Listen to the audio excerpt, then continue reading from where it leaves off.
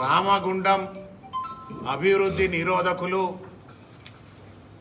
కొత్త రాజకీయ నాటకానికి తెరదీసి నిన్న రామగుండంలో జరుగుతున్న అభివృద్ధిని పక్కకు పెట్టేసి వాళ్ళ స్వలాభం కోసం మేము ముగ్గురం ఒకటైనము, దొంగలం ఒకటైనమని చెప్పుకునేందుకు నిన్న ఒక ప్రెస్ మీట్ పెట్టి ఆ ప్రెస్ మీట్లో ఏం మాట్లాడాలో తెలియక రామగుండంలో అభివృద్ధి అనేది జరుగుతలేదని పరోక్షంగా ఇక్కడ చెప్పేందుకు ప్రయత్నం చేశారు.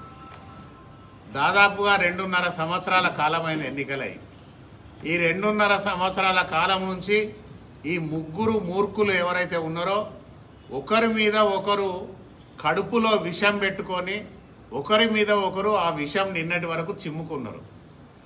ఆ నిన్నటి వరకు చిమ్ముకున్న విషాన్ని కొప్పుల ఈశ్వర్ గారు కేటీఆర్ దగ్గరికి తీసుకుపోగానే ఆ కడుపులో నింపుకున్న విషాన్ని ఏదైతే ఉన్నదో రామగుండం ప్రజల మీద చిమ్మేందుకు వీళ్ళందరూ కూడా ప్రయత్నం చేస్తూ ఉన్నారు. రామగుండాన్ని 10 సంవత్సరాల తెలంగాణ పాలనలో మొత్తం బొందలగడ్డగా మార్చిన ఈ ప్రజాప్రతినిధులు ఇప్పుడు వచ్చి కళ్ళబొల్లి మాటలు చెప్పి ప్రజలను మభ్యపెట్టేందుకు ప్రయత్నం చేస్తున్న సంగతి ఇక్కడ రామగుండం ప్రజలందరూ కూడా గమనిస్తూ ఉన్నారు. 40-50 సంవత్సరాల చరిత్రల రామగుండంలో ఎన్నడూ లేని విధంగా దాదాపుగా గౌరవ ఎమ్మెల్యే రాజ్ ఠాకూర్ గారు ముఖ్యమంత్రి గారితో, శ్రీధర్ బాబు గారితో, బట్టి గారితో మాట్లాడి ఈ ప్రాంతాన్ని అన్ని రంగాలలో ముందుకు తీసుకెళ్లాలి, అన్ని రంగాలలో అభివృద్ధి చేయాలనే ఏకైక లక్ష్యంతో కనీ విని ఎరగని రీతిలో కేవలం కార్పొరేషన్కు సంబంధించి 600 కోట్ల రూపాయలు తీసుకొచ్చిన ఘనత గౌరవ ఎమ్మెల్యే రాజ్ ఠాకూర్ గారికి దక్కుతుందని సందర్భంగా తెలియజేస్తూ ఉన్నాం. అదే మాదిరిగా రూరల్కు సంబంధించి 2 మండలాలకు కూడా ఒక 300 కోట్లు ఇప్పటికే తీసుకురావడం జరిగింది.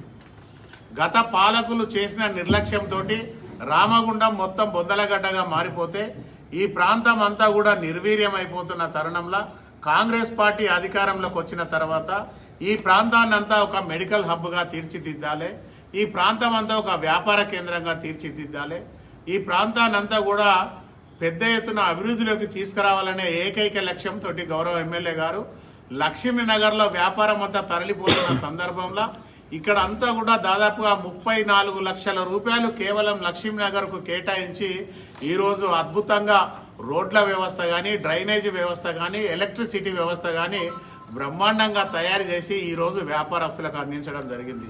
ఈరోజు వ్యాపారస్తులు కూడా అందరూ కూడా సంతోషంగా ఉన్నారు. ఇది పాడుపడ్డ గోదావరికి అని కాదు, ఇది ఒక అందమైన నగరం అని చెప్పేసి తీర్చిదిద్దేందుకు ఈరోజు రామగుండానికి గోదావరికానికి సంబంధించిన అనేక ప్రాంతాలలో ఇండ్ల నిర్మాణం చేస్తూ ఉన్నారు. బ్రహ్మాండంగా షాపింగ్ కాంప్లెక్స్లు కడతా ఉన్నారు.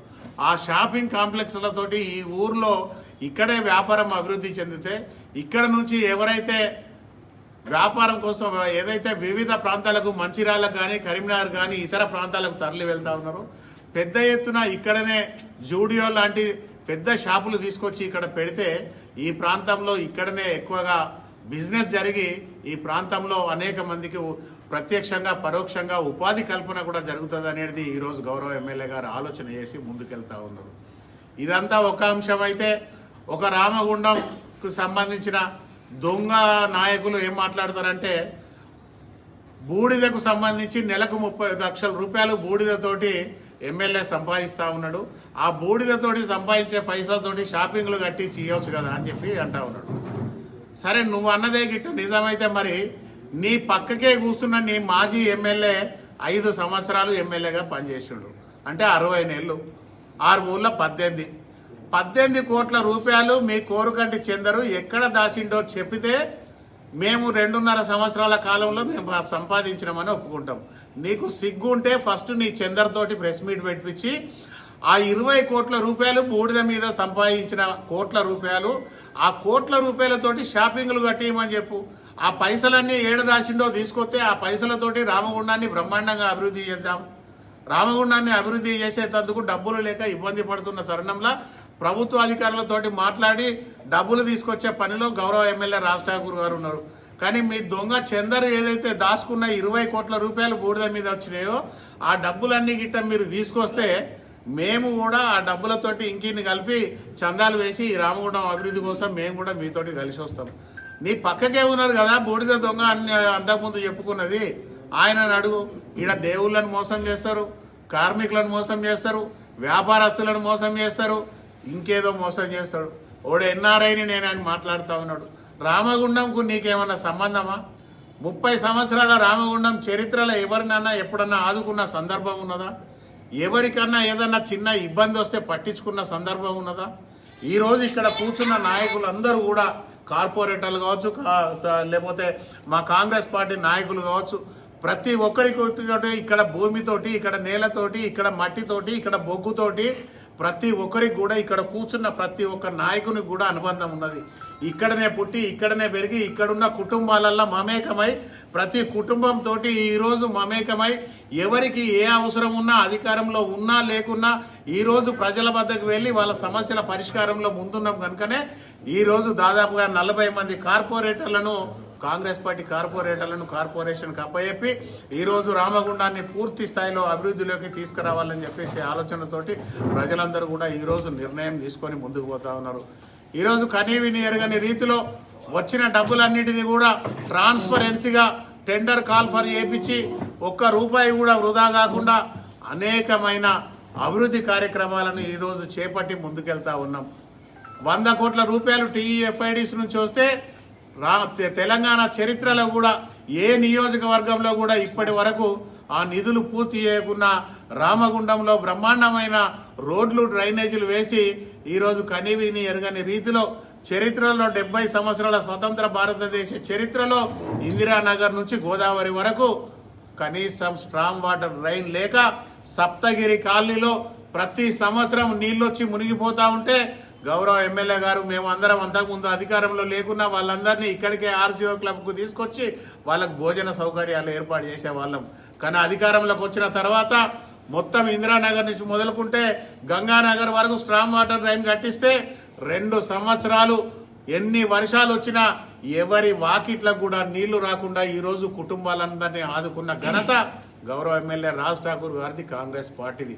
ఈరోజు ప్రజలకు ఏం కావాలి, వాళ్ళు ఏం కోరుకుంటా ఉన్నారు, వాళ్ళ అవసరాలు ఏమున్నాయి, వాళ్ళకి ఏం చేస్తే వాళ్ళు సంతోషంగా ఉంటారో ఆ కుటుంబాలు అనేది ఈరోజు ఆలోచన చేసి కాంగ్రెస్ పార్టీ మొత్తం ముందుకెళ్తా ఉన్నది. ప్రజలందరూ గమనిస్తూ ఉన్నారు.